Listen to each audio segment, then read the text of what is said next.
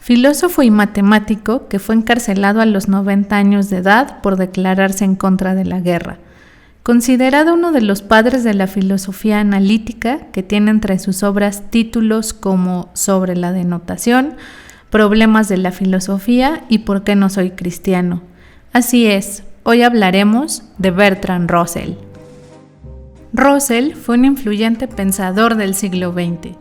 Fue criado por sus abuelos en una residencia oficial de la corona británica y a los 11 años de edad comenzó sus estudios en geometría euclidiana. Esto influyó más tarde en su decisión de estudiar matemáticas en el Trinity College de Cambridge, y entre 1910 y 1913 publicó junto con Alfred Whitehead su obra Principia Mathematica, en la que lograron deducir gran parte de los teoremas de la teoría de conjuntos y de la aritmética finita y transfinita. Antes de continuar con Russell, les presentaré a Gottlob Frege. Fue un matemático alemán que sentó las bases para el estudio riguroso del lenguaje que caracterizaría a la filosofía analítica. Frege realizó una propuesta denominada como sistema logicista. Pero, ¿qué significa eso? Bueno, pues este sistema consistía esencialmente en deducir toda matemática de la lógica para hacer más sólidas sus bases. Para esto propuso 2 pasos. El primero de ellos consistía en definir conceptos matemáticos y el segundo en demostrar teoremas matemáticos. Esperen, no hay que ir tan rápido. No podemos dejar de lado al gran David Hilbert, quien quería comprobar si mediante la lógica toda afirmación podía ser verdadera o falsa, y al parecer la propuesta de Frege lo hacía.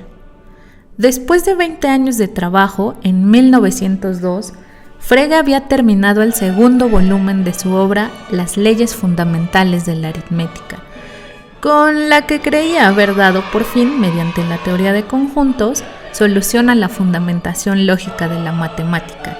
De hecho, prácticamente el libro estaba terminándose de imprimir cuando recibió una carta de Bertrand Russell, en la que le decía que había encontrado una paradoja.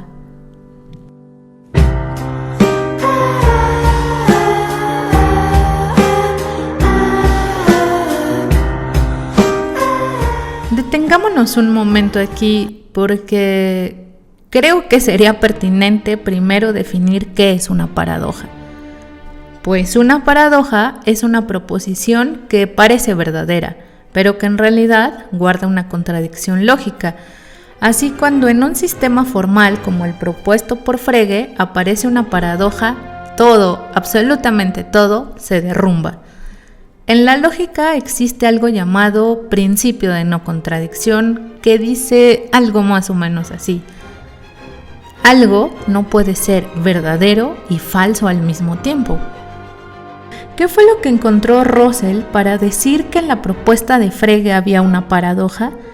Creo que primero hay que detenernos en analizar qué es un conjunto. Se llama conjunto a toda agrupación, colección o reunión de individuos bien definidos que cumplen una propiedad determinada.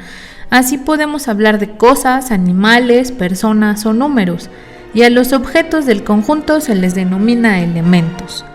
Hay conjuntos de infinitos elementos como el conjunto de los números naturales, 1, 2, 3, 4, 5 y todos los números que podamos contar.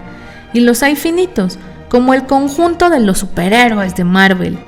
Estos no son los únicos, hay otro tipo de conjuntos, los que no son elementos de sí mismos y se definen como conjuntos normales, y aquellos que son elementos de sí mismos, que se definen como conjuntos singulares. Creo que esto ya está un poco enredado. Para comprender mejor esto, abordemos la paradoja de Russell. Hay algo esencial que debemos explicar. Si algo tiene una propiedad P, debe estar definido en términos de conjunto y pertenencia que expresaremos de la siguiente manera.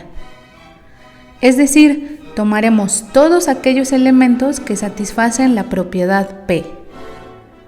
Ahora pasemos al problema que encontró Russell y planteemos la siguiente pregunta. ¿Será que R es un elemento del mismo R?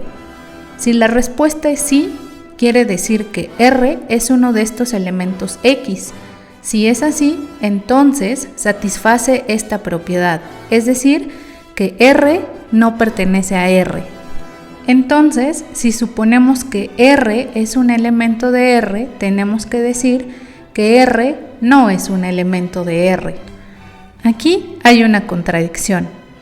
Sin embargo, si la respuesta es no y decimos que R no pertenece a R, quiere decir que no es uno de estos elementos y no satisface esta propiedad. Entonces, satisface la propiedad X pertenece a X, es decir, R no pertenece a R, por lo tanto, R pertenece a R. Hay otra contradicción.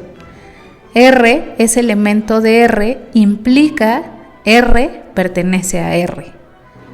R pertenece a R, implica R no pertenece a R. Así, hay una contradicción en cualquier caso. Pongamos otro ejemplo. Juntemos a todos los perros de la colonia, Milaneso, Lomito, Nicotazo. Todo el conjunto de los perros de la colonia no es un perro. Eso quiere decir que no es un conjunto que sea un elemento de sí mismo. Sin embargo, pensemos en el conjunto de todos los perros que andan muy felices por la calle. Tampoco es un perro, entonces no es un elemento del conjunto. Pero, ¿y entonces qué tipo de conjunto es aquel que se contenga a sí mismo como un elemento más?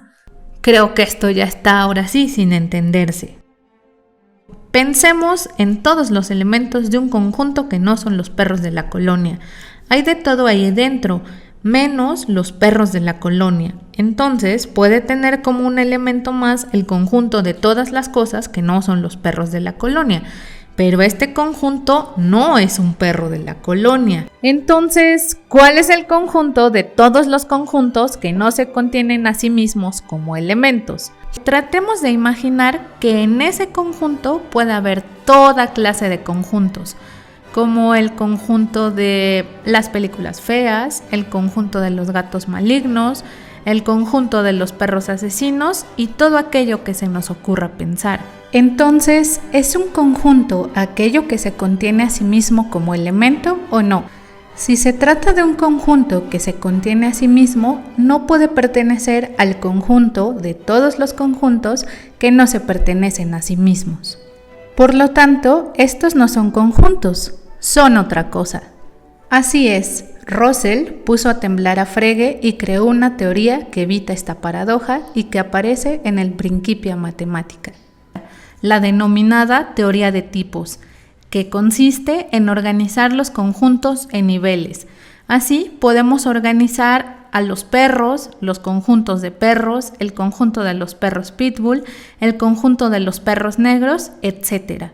Así, el proyecto de Hilbert y la propuesta de Frege parecían no satisfacer tales condiciones, de ser completo, coherente y sin contradicciones internas en sus enunciados y reglas lógicas.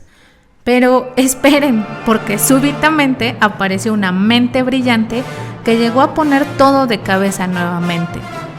Kurt Gödel, que dijo que un sistema formal que describa la aritmética esencialmente es incompleto, porque hay enunciados dentro del sistema que pueden parecer verdaderos, pero que formalmente no se pueden demostrar. Esa ya es otra historia.